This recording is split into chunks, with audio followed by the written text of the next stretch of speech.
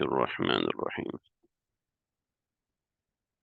قل أعوذ برب الفلق من شر ما خلق ومن شر غاسق إذا وقب ومن شر النفاثات في العقد ومن شر حاسد إذا حسد.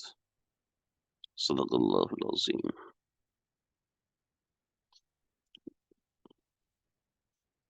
میرا آج کا یہ درس تقریباً زیادہ سے زیادہ 1 گھنٹے پہ محیط ہوگا.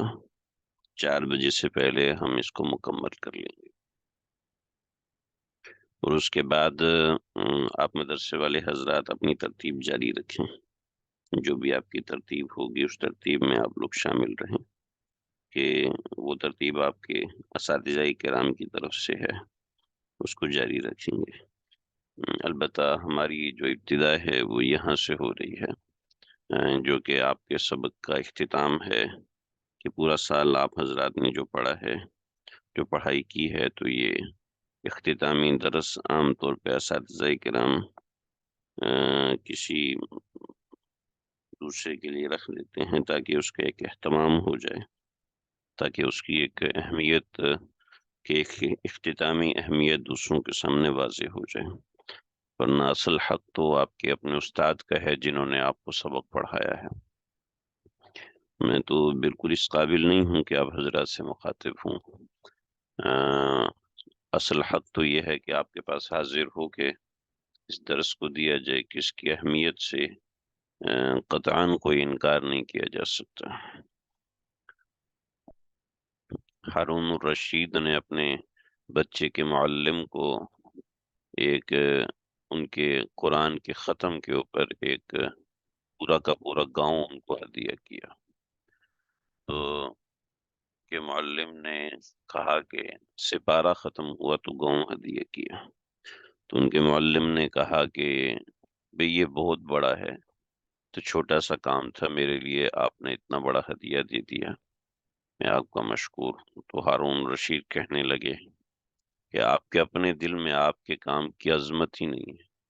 آپ کو پتہ ہی نہیں ہے کہ یہ ہدیہ کتنا حقیر اور چھوٹا سا ہے. کہ یہ آپ نے ایک آیت پڑھائی ہے، اس کا عوض بھی پورا نہیں ہو سکتا. آپ نے تو میرے بچے کو پورا سپارہ پڑھایا ہے. تو اصل میں پڑھ پڑھ کے ایسا ہو جاتا ہے کہ ہمیں اپنے کام کی اہمیت کا اندازہ ہی نہیں ہوتا کہ ہمارا کام کتنا اہم ترین ہے اور کتنا بڑا ہے. خیرکم خیرکم من تعلم القرآن وعلمہ. تو میں بہترین ہے وہ شخص جو کہ قرآن سیکھے اور سکھائے. تو آپ لوگوں کا کام دنیا کا سب سے بڑا کام ہے. کبھی اپنے کام کو معمولی مت سمجھیے گا. طلبہ عزیز سے میں کچھ باتیں کروں گا اس سبق کو پڑھنے کے بعد. فی الحال ہم پہلے سبق کی طرف آتے ہیں. قل اعوذ برب الفلق من شر ما خلق. یہ معوذتین کہلاتی ہیں دونوں صورتیں. اور یہ جو معوذتین ہیں یعنی 2 اعوذ، اس میں اعوذ ہے اور سورہ ناس میں اعوذ ہے. تو دونوں اعوذ ملا کے معوذتین بنتی ہیں، یعنی پناہ کی 2 صورتیں. تو یہ بڑی عظیم الشان صورتیں ہیں. ان کو فنی اعتبار سے آپ حضرات سمجھیں. اس کے بعد اس کے اندر بہت سے فقہی چیزیں ہیں جو ظاہری بات ہے 1 گھنٹے میں ہم اس کو مکمل نہیں کر سکتے. اور پھر یہ ہے کہ بہت سے طلبہ ایسے ہیں جن سے میں بالکل پہلی مرتبہ مخاطب ہو رہا ہوں، مجھے جانتے بھی نہیں ہوں گے. تو ظاہری بات ہے اور یہ موقع بھی ایسا نہیں ہے کہ تعارف کروایا جائے. لیکن بہرحال میں کچھ باتیں آپ حضرات کے سامنے ذکر کرتا ہوں. سورہ فرق مکی ہے، مکے میں نازل ہونے والی صورت ہے، اور ترتیب نزولی کے اعتبار سے یہ 20ویں صورت ہے. ابھی تک میں اس فیصلے پر نہیں پہنچا ہوں کہ یہ ترتیب نزولی کے اعتبار سے 20واں نمبر ہے تو مکی صورت ہے. تو مکی صورت کے حساب سے تو بات بالکل واضح ہے کہ مکی ہے. تو جب یہ مکی صورت ہے تو بات یہاں واضح ہو جانی چاہیے. لیکن بہرحال چونکہ شان نزول میں بہت سی ایسی چیزیں ہیں اس کی وجہ سے ہم واضح طور پر فرق نہیں کر سکتے۔ بہرحال اس کو نزول اور یہ وہ چیزیں ہیں ایسی کہ اس کے حوالے سے بہت سی باتیں، بہت سی چیزیں جو ہیں دیکھی اور سوچی جا سکتی ہیں۔ آپ طلبہ عزیز ہیں تو چنانچہ طلبہ عزیز کو چاہیے کہ ان باتوں پہ غور کریں، فوکس کریں اور اس پہ محنت کریں کہ بہت سے کام اس پہ ہو سکتے ہیں، بہت سی چیزیں اس پہ ہو سکتی ہیں کہ ترتیب نزولی کے اعتبار سے بہت معاملات ہیں۔ آپ اگر تفاسیر کا مطالعہ کریں اور تفاسیر پہ غور کریں تو بہت چیزیں اس کے اندر نکلتی ہیں۔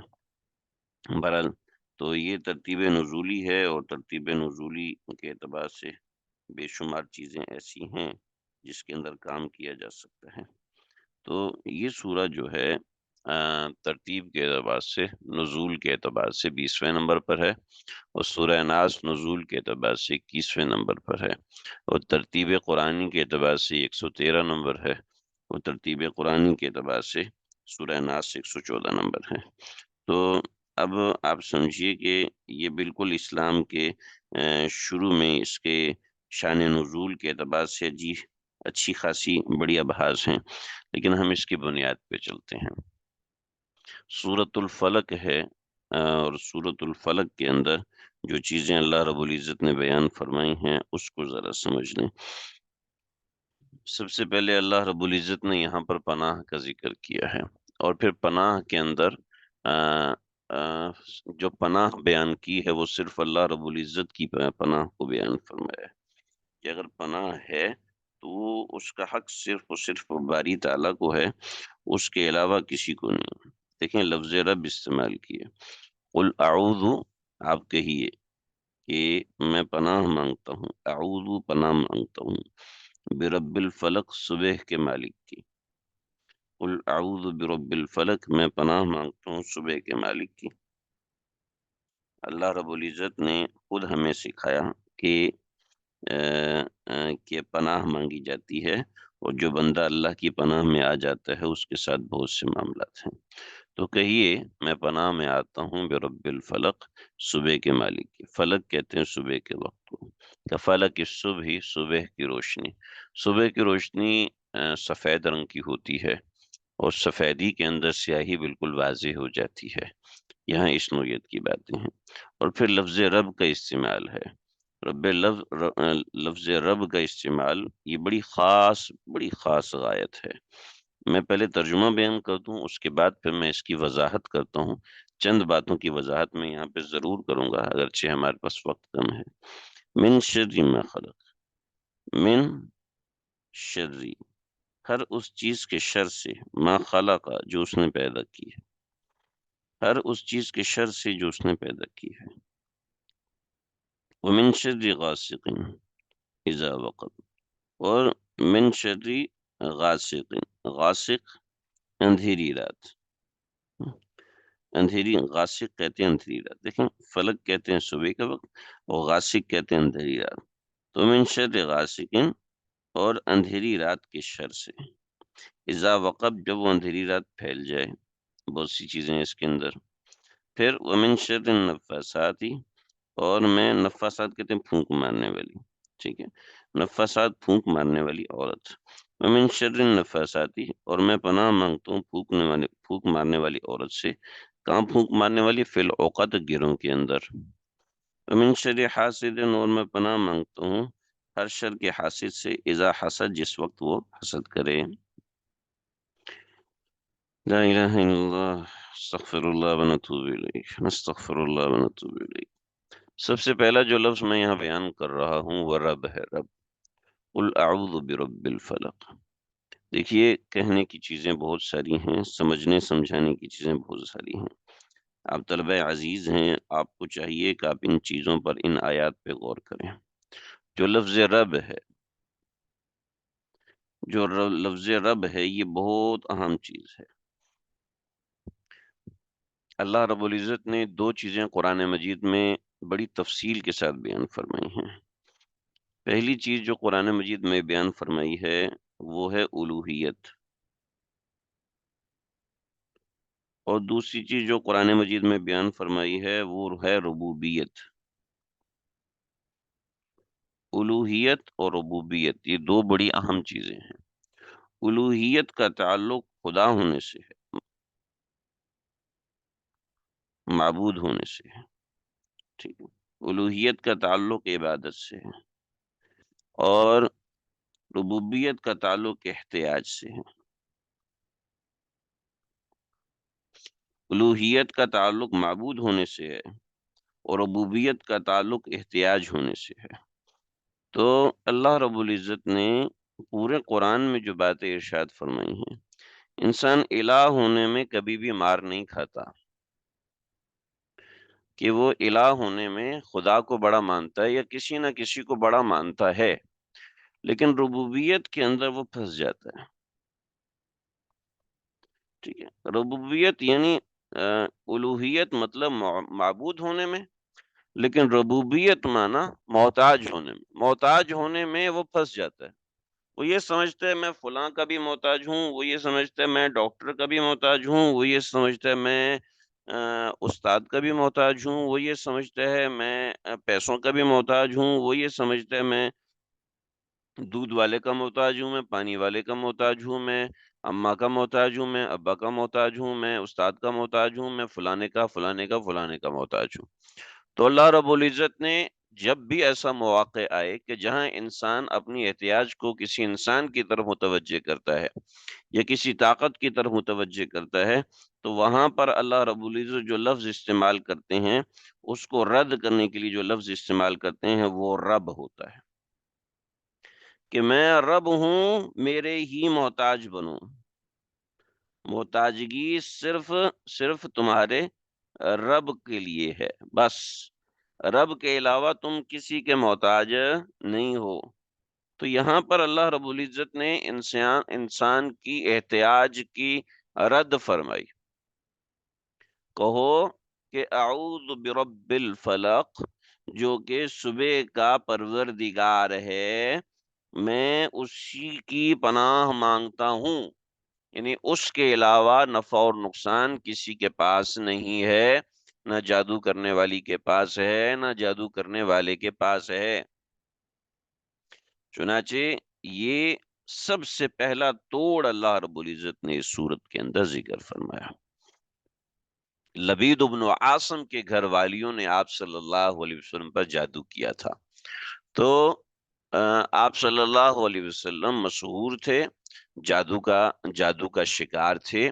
چنانچہ آپ علیہ الصلوۃ والسلام نے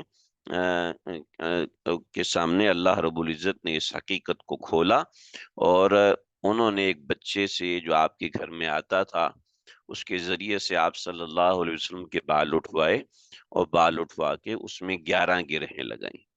آپ اس سورت کو دیکھیں تو سورہ فلق میں 5 آیتیں ہیں، اور سورۃ الناس میں 6 آیتیں ہیں، تو یہ 5 اور 6 11 آیات ہیں۔ یہ 11 آیات آپ صلی اللہ علیہ وسلم پڑھتے جاتے اور 11 گرہوں کو کھولتے جاتے تھے۔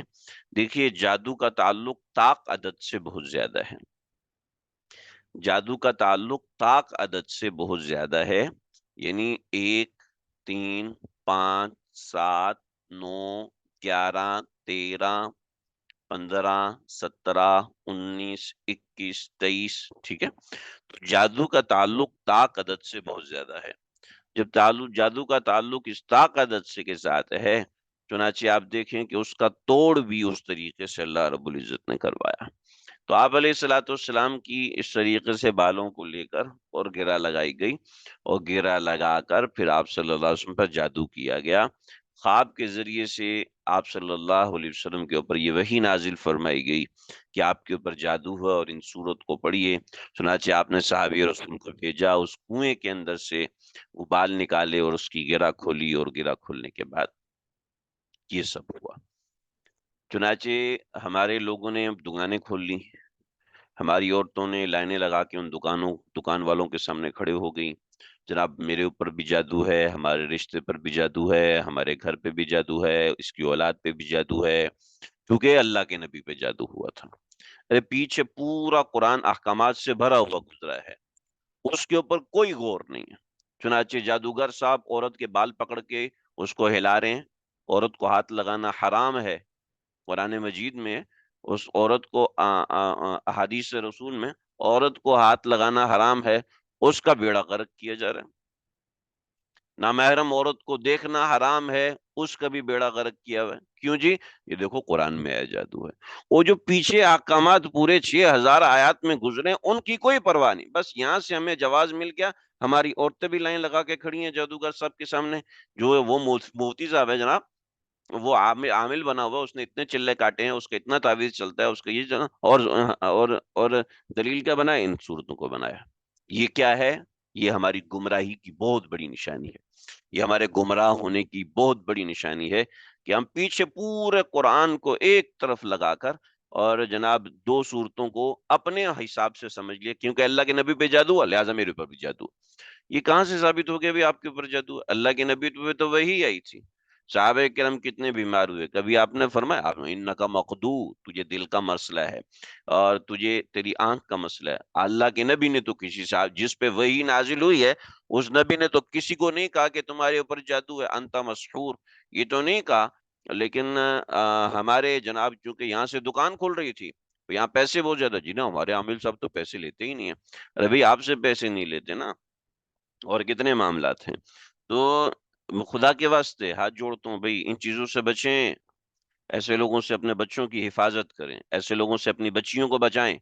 جناب اس کے اوپر جادو ہے، ایک پھونک مارتا ہے سیٹ ہو جاتا ہے، اور خود اس کا اپنا جن ہوتا ہے، اس نے چڑھایا ہوتا ہے، نہیں جاؤ گے کچھ دن بھوک سے مرے گا، خود ہی سیٹ ہو جائے گا۔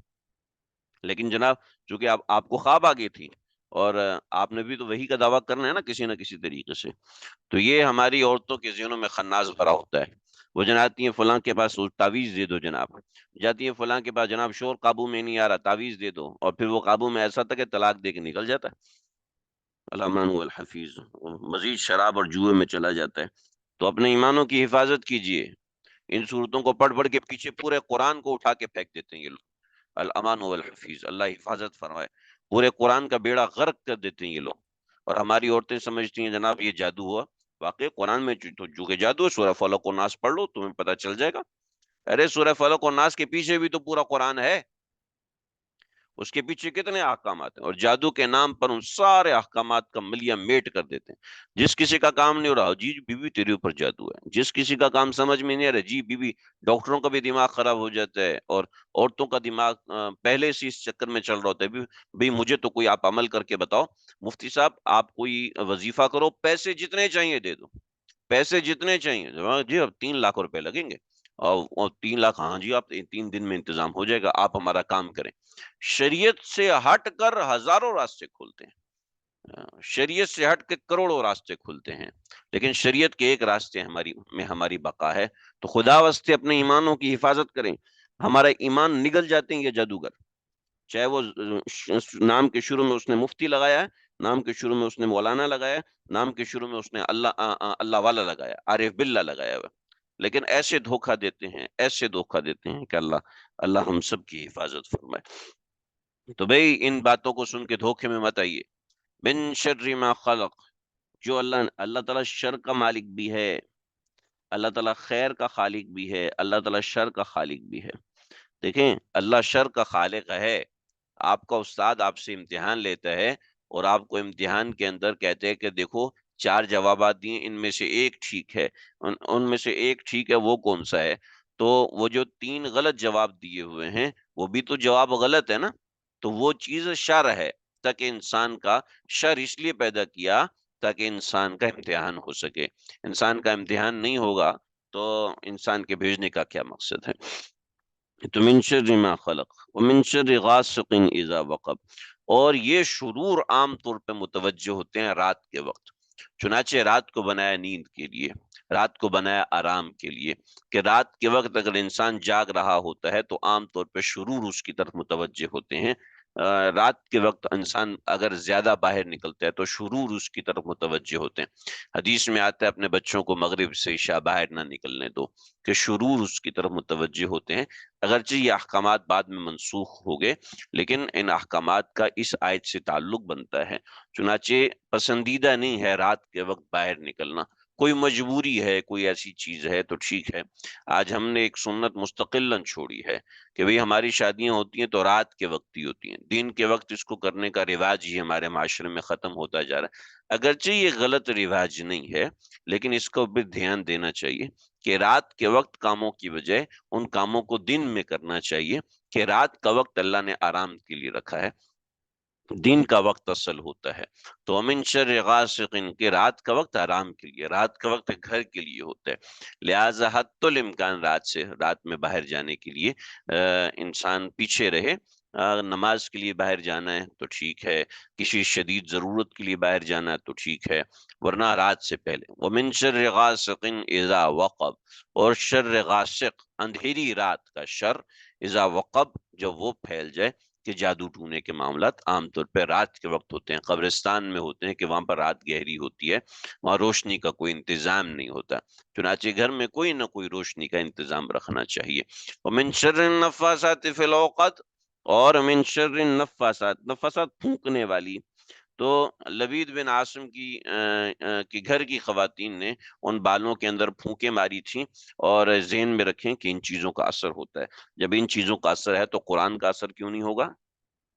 ہمارے گھروں میں قرآن مجید کثرت سے پڑھا ہی نہیں جاتا، جس کو پوچھو بتاتے ہی نہیں ہے۔ جناب آپ نے معمولات میں کسی عالمہ سے کہا جائے کہ روزانہ کا قرآن مجید کا آپ کا عمل دو سپارے ہے، تو جناب وہ کہتے جی ہمیں تو آدھے سپارے کا وقت بھی نہیں ملتا۔ پوچھو جی قرآن مجید کتنے عرصے میں ختم ہوا بتا، کہا کہ شیخ نے کہا ہے کہ آپ ہر مہینے میں آپ کا کم از کم ایک قرآن مکمل ہونا چاہیے، لیکن فارغ بیٹھی ہے، لیکن کبھی بھی وہ قرآن مجید کی تلاوت کے حوالے سے تفصیلات اور وہ کبھی بھی نہیں بتاتے۔ کیوں؟ کہ ہماری زبان قرآن کی آیات سے تر ہی نہیں رہتی۔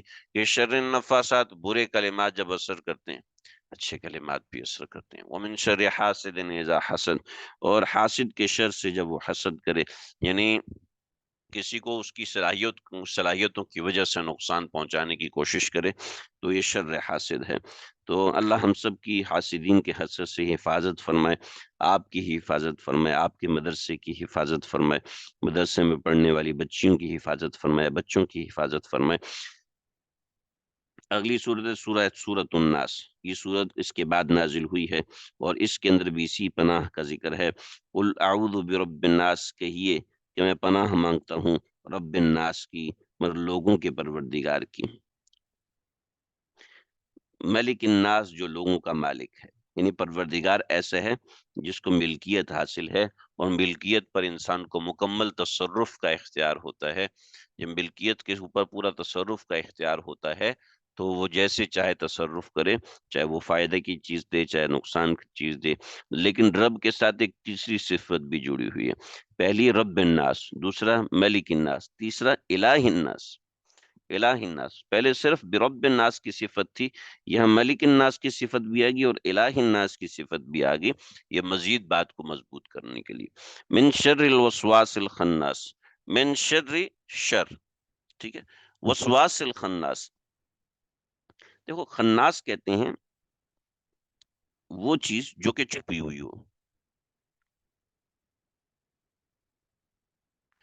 وسواس الخناس، تو خناس کا تعلق وسوسے سے ہے، ٹھیک ہے، یعنی اس کا مطلب ہے کہ ہمارا جو بھی وسوسہ ہے نا، اس کے پیچھے کوئی چیز چھپی ہوئی ہے۔ ہمارا جو وسوسہ کہتے ہیں دل میں ابھرنے والے خیال کو، ٹھیک ہے، دل میں ابھرنے والے خیال کے پیچھے کوئی نہ کوئی محرک چھپا ہوا ہوتا ہے، ٹھیک ہے، وہ محرک اگر اچھا ہوتا ہے تو وہ خیر ہوتی ہے، اگر وہ محرک برا ہوتا ہے تو وہ شر ہوتی ہے۔ چنانچہ کبھی نیکی کا داعیہ ہوتا ہے تو وہ خیر ہوتی ہے، اور کبھی برائی کا داعیہ ہوتا ہے تو وہ شر ہوتی ہے۔ تو خناس اس چھپی ہوئے شر کو کہتے ہیں جو کہ وسوسے کو پیدا کر رہا ہوتا ہے۔ تو من شر الوسواس الخناس، اس وسوسہ ڈالنے والے کی شر سے، جو پیچھے کو چھپ جاتا ہے، جو پیچھے کو چھپ جاتا ہے۔ چنانچہ حدیث میں آتا ہے، نبی اکرم صلی اللہ علیہ وسلم نے فرمایا، جو بھی بچہ پیدا ہوتا ہے اس کے دل میں وسوسہ ڈالنے والا شیطان مسلط ہو جاتا ہے، جب وہ ہوش میں آ کے اللہ کا ذکر کرتا ہے تو یہ وسوسہ ڈالنے والا پیچھے کو دبک جاتا ہے، اور جب وہ غافل ہوتا ہے تو دوبارہ آ کے وسوسہ ڈالتا ہے۔ چنانچہ میں نے اپنی زبان کو ذکر اللہ سے تر رکھے.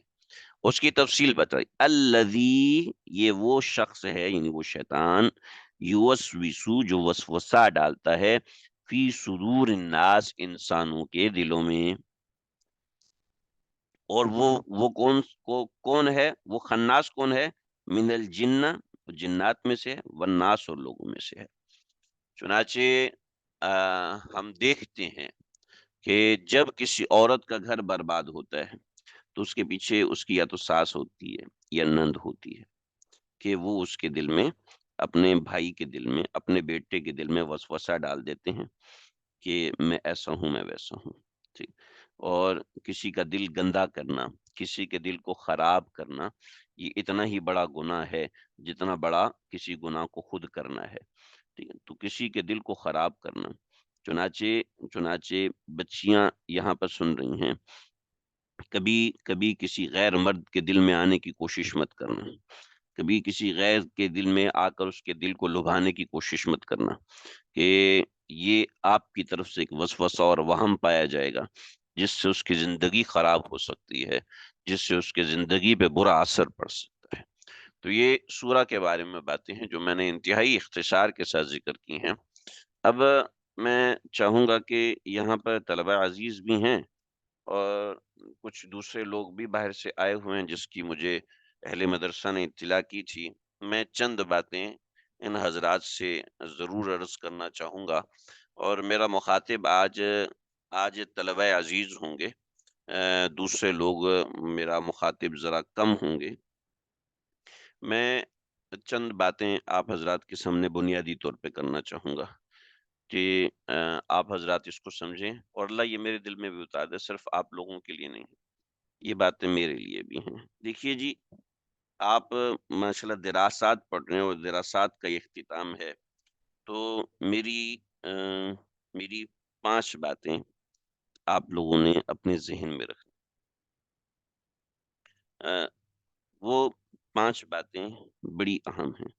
اس کو آپ سمجھ لیں اصول طالب علمی ہے. آپ مدرسے میں پڑھ رہے ہیں، کچھ لوگ ایسے ہیں جو مجھ سے قرآن پڑھ رہے ہیں، کچھ لوگ ایسے ہیں جو مجھ سے تفسیر پڑھ رہے ہیں. تو اصول طالب علمی، آپ لوگ طالب علم ہیں، تو طالب علم کے لیے سب سے پہلے 5 اصول. پہلا اصول یہ ہے کہ آپ لوگ یہ سمجھیں کہ آپ اس وقت دنیا کا سب سے بڑا کام کر رہے ہیں. دنیا کا سب سے بڑا کام آپ کر رہے ہیں. خیرکم من تعلم القرآن وعلمہ، بہترین تم میں وہ بندہ ہے جو قرآن سیکھے اور سکھائے. تو جب آپ لوگ دنیا کا سب سے بڑا کام کر رہے ہیں تو آپ سمجھیں کہ آپ کی سوچ کیسی ہونی چاہیے. ہمارے مدرسے میں پڑھنے والے بچے احساس کمتری کا شکار ہوتے ہیں. مدرسہ پڑھ کے ہمیں کیا ملا، مولوی بن کے ہمیں کیا ملا، ہمیں تو افسوس ہے جب ہم مدرسے آئے، ہمیں تو افسوس ہے جب ہم عالمہ بنی، ہمیں بڑا دکھ ہوتا ہے کہ ہم مدرسے میں پڑھ لیا، ہم نے مدرسے میں داخلہ لے لیا، ہمیں بڑے پریشانی ہوتی ہے. آپ اپنی سوچ کے اندر ہی اپنے آپ کو گندا کر لیتے ہیں. یہ سوچ آپ کو پریشان کرتی ہے، یہ سوچ آپ کو خراب کرتی ہے. جب یہ سوچ آپ کو خراب کرتی ہے تو آپ کی زندگی خراب ہو جاتی ہے. تو سب سے پہلی چیز، اپنی سوچ کو وسیع کریں کہ آپ کا کام، آپ سب سے بڑے، آپ کا کام سب سے بڑا ہے. اگر آپ نے اپنے کام کو سب سے چھوٹا سمجھا تو پھر کوئی دوسرا نہیں ہے جو آپ کو اس کام کا احساس دلائے گا کہ آپ جو تعلیم حاصل کر رہے ہیں، یہ تعلیم اتنی بڑی ہے، اتنی بڑی ہے کہ دوسری باہر کی دنیا اس کا تصور بھی نہیں کر سکتی. لیکن اگر آپ خود ہی اپنے آپ کو توڑ بیٹھے تو ظاہر بات ہے کوئی آپ کو پھر بڑا نہیں کر سکتا. تو یہ سب سے پہلی اور اہم ترین بات ہے کہ آپ اپنے آپ کو بڑا سمجھیں، آپ اپنے کام کو بڑا سمجھیں، آپ اپنے کاج کو بڑا سمجھیں. اگر آپ نے اپنے کاج کو چھوٹا سمجھا تو پھر آپ گئے کام سے. تو یہ سب سے پہلا اصول ہے کہ آپ اپنے آپ کو بڑا سمجھیں. ٹھیک ہے، اپنی سوچ کو جوان کریں. اگر آپ نے اپنی سوچ کو خراب کر لیا تو آپ کو کوئی سہارا دینے والا نہیں ہوگا. طالب علمی کا دوسرا اصول ہے محنت کرنا. آپ اپنے علم میں محنت نہیں کریں گے تو یقین کیجیے گا کوئی بھی آپ کے ساتھ، کوئی بھی آپ کی محنت کو قبول نہیں کرے گا۔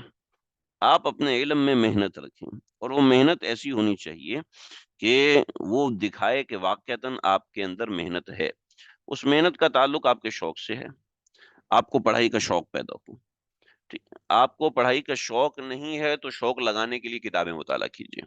شوق لگانے کی کتابیں ملتی ہیں، متاع وقت کاروان علم ہے، اور اس طرح آداب المتعلمین ہے، فضائل علم ہے، فضائل اعمال کے اندر آپ شوق لگانے کی چیزوں کو مطالعہ کریں گے۔ اگر آپ نہیں کریں گے تو آپ کا اپنا نقصان ہے، آپ کے علاوہ کسی اور کا کوئی نقصان، کسی قسم کا کوئی نقصان نہیں ہے۔ نقصان کریں گے تو آپ اپنا کریں گے۔ تو یہ سب سے پہلی چیز شوق۔ اس کے بعد اگلی چیز ہے مطالعہ۔ کھانا چھوٹ جائے لیکن مطالعہ نہ چھوٹے، بات کرنا چھوٹ جائے لیکن مطالعہ نہ چھوٹے، آپ کا فلاں کام چھوٹ جائے لیکن مطالعہ آپ کا نہیں چھوٹنا۔ حضرت شیخ الحدیث رحمۃ اللہ علیہ فرماتے ہیں برس برس، فرمایا کھانا نہیں کھایا، اس لیے کہ بہن زندہ تھی تو وہ کھانا کھلاتی تھی، بہن فوت ہوگی تو اب کوئی کھانا کھلانے والا نہیں تھا، تو سوچا کہ اب کھانا کیوں کھاؤں، کھانا کیسے کھاؤں، چھوڑو بھائی، اب کوئی کھلانے والا نہیں ہے تو ٹائم ویسٹ کیوں کرو بھائی۔ تو یہ چیز مطالعہ نہیں چھوٹنا چاہیے۔ مطالعے کے بعد اس کے بعد ہے اس کا تکرار کرنا۔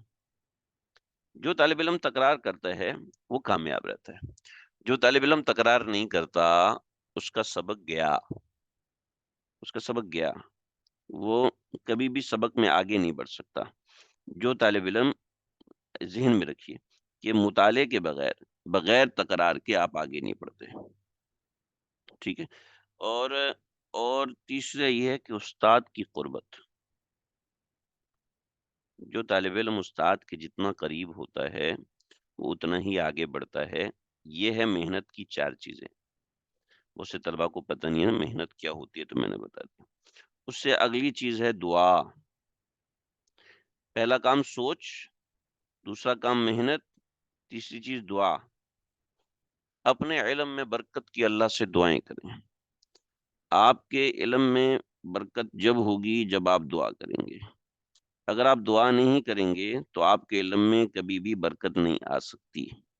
لہٰذا علم میں برکت حاصل کرنا ہے تو اس کا طریقہ دعا ہے۔ اپنے علم میں برکت کی دعا، دعا، دعا، دعا، دعا۔ اگر طالب علم دعا نہیں کرے گا، اور میں نے دیکھے ہمارے مدرسوں میں کمزوری ہوتی ہے، طلبا زمانہ ہو چکا ہوتا ہے، ان کی آنکھیں خشک رہتی ہیں، ان کی آنکھوں میں اللہ سے دعا مانگتے وقت کبھی آنسوں کو قطرہ نہیں آتا۔ ٹھیک ہے جی، بات میری لمبی ہو رہی ہے لیکن میں مختصر کروں گا۔ اس کے بعد آلات علم کا ادب۔ آلات علم مطلب کتاب ہے، قلم ہے،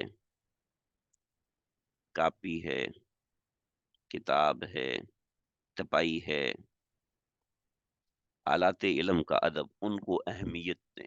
ہاں میرے پاس تو بہت قرآن مجید ہے، مجھے کوئی مسئلہ نہیں، میرے پاس بہت کتابیں ہیں، ایسی کلمات نہ استعمال کریں جس سے آپ کے لیے کتابوں سے لاپرواہی ہو رہی ہو، جس سے آپ اہل کتاب ہیں، اگر آپ ہی کتاب کا ادب نہیں کریں گے تو پھر اور کون کرے گا؟ اگر آپ ہی اہل کتاب سے دور ہیں، آلات علم آپ نے پین اٹھا کے پھینک دیا۔ ہمارے مفتی ارشاد صاحب رحمۃ اللہ تعالی علیہ، استاد جی کبھی بھی چابی پھینک کے نہیں دیتے تھے، فرمایا چابی کبھی بھی پھینک کے مت دو، کہ چابی تو اللہ کی طرف سے پیسے کے لیے، پیسے کو سنبھالنے کے لیے ہوتی ہے نا۔ تالا، انسان کو پیسے ملتے ہیں تو وہ تالے میں رکھتا ہے، جب وہ تالے میں رکھتا ہے تو ظاہری بات ہے، تو اس کو احساس ہوتا ہے۔ تو فرمایا چابی کا بھی ادب ہو، ہر چیز کا ادب۔ جب تک آپ کے مزاج میں ہر چیز کا ادب نہیں آئے گا تو آپ میں تواضع پیدا نہیں ہوگی۔ کبھی استاد پہ اعتراضات ہوں گے، کبھی استاد کے طرز پر اعتراضات ہوں گے، کبھی استاد سے غلطی ہوگی تو اس کے علم پر ہنسی آئے گی، اس کی حرکتوں پہ ہنسی آئے گی۔ تو یاد رکھیے گا، علم سے محروم رہیں، علم سے محروم رہیں۔ اور پھر اس سے آخری اور سب سے اہم چیز، بس پانچ منٹ، ٹھیک ہے، اس سے آخری اور سب سے اہم چیز गुनाहों से इज्तिनाब, गुनाहों से इज्तिनाब। गुनाहों से जब तक इज्तिनाब नहीं होगा, गुनाहों से जब तक इज्तिनाब नहीं होगा, आपको इल्म की हवा भी नहीं लगी। गुनाहों से इज्तिनाब इंतहाई ज़रूरी है। फ़इन्नल इल्म नूरुम मिन इलाही वल्लाहु ला याति नूरहु लिल आसी शकौतु इला वकीइन सूअ हिफ्ज़िन फ़अवसानी बिअन तर्किल मआसी फ़इन्नल इल्म नूरुम मिन इलाही वल्लाहु ला याति नूरहु लिल आसी। गुनाहों से इज्तिनाब करें। अभी तो साल का इख्तिताम हो रहा है। मैं अहले मदारिस से कहता हूँ कि हर हफ्ते अपने मदरसे में कोई दर्स का सिलसिला रखें। पहले मैं भी मदरसों में बाकायदा दर्स देता था, लेकिन मैंने देखा कि कोई तड़प ही नहीं रहती, कोई कोशिश ही नहीं रहती। जब तलबा में तड़प और कोशिश नहीं रही, पूरा साल दर्स दिया, कोई 2 तालिब इल्म भी ऐसे नहीं है जिन्होंने पूछा हो कि हमने इस्लाह करवानी है। तो ज़ाहिर बात है फिर दुःख होता है कि इतनी तड़प असातिज़ा किराम में, लेकिन तलबा को फ़र्क ही नहीं पड़ता।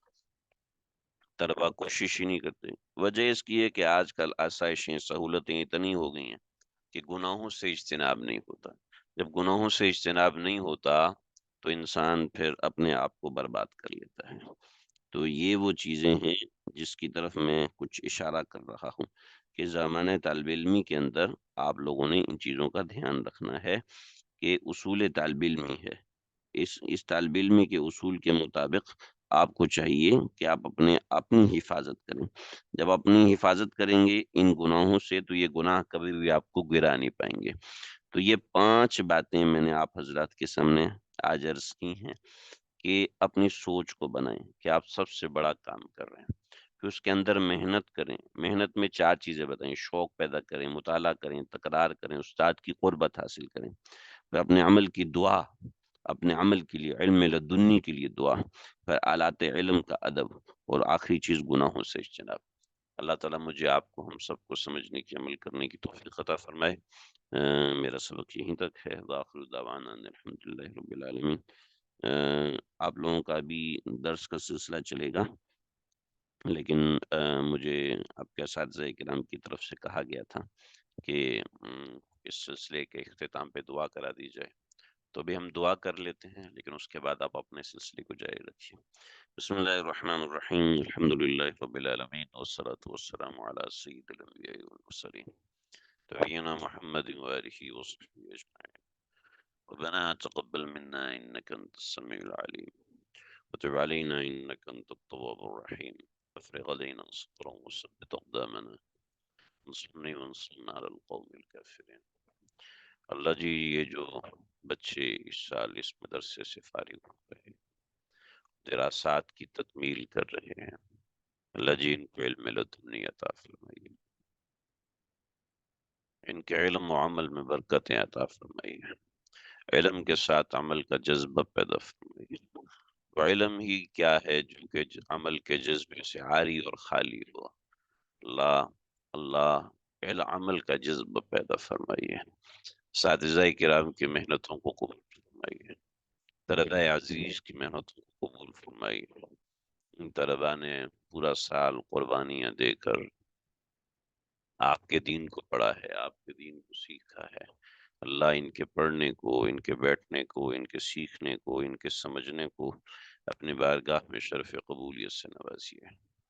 अल्लाह, ये जो दीन की निस्बत जोड़ने के लिए हासिल हुए, दीन की निस्बत पाने के लिए बैठे हैं, अल्लाह इस ज़माने में सबसे कीमती चीज़, इस ज़माने में सबसे आला चीज़, इस ज़माने की सबसे महंगी चीज़ तेरे दीन की निस्बत है, जो कि आज जगह-जगह रुल रही है हमारे बुरे अमाल की वजह से, हमारे बुरे अमाल के सबब, हमारे बुरे अफ़कार के सबब, हमारे गुनाहों के सबब।